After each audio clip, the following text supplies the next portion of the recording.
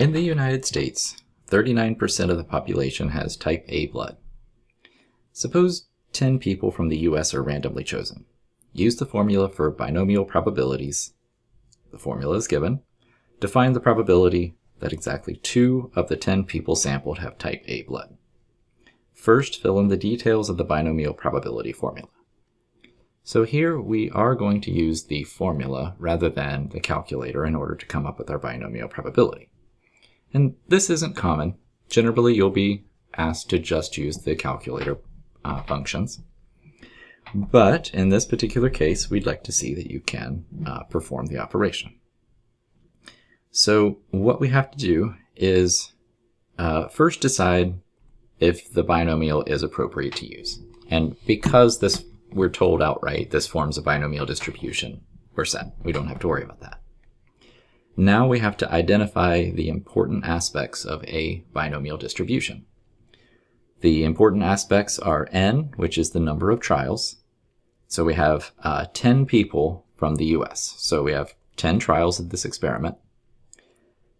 The probability of success is another key identifier. And the probability of success in this case is going to be 0.39 because that's the probability that someone does have type A blood. So what we're going to do is take this information and plug it into the formula for a binomial probability. Now, take into consideration this notation here.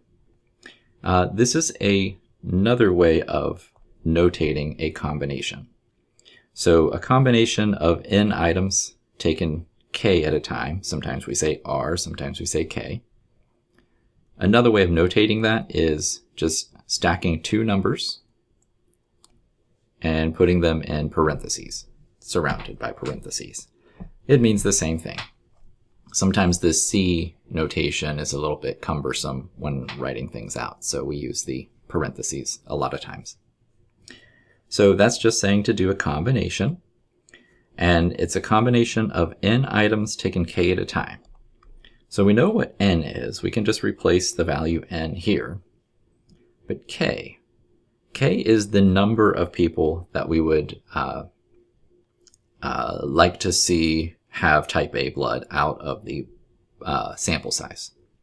So we're trying to find the probability that exactly 2 out of the 10 people have type A blood. So this exactly 2, this tells me that k, which is the number of people out of the sample that we wish to observe, is equal to 2. So combination 10 items taken 2 at a time. And then the next part, we have p to the k. So p we've identified as 0.39. So I'll just put 0.39 in this box. And then it's raised to the k power. So the power on it is 2. And then next we have 1 minus p to the n minus k.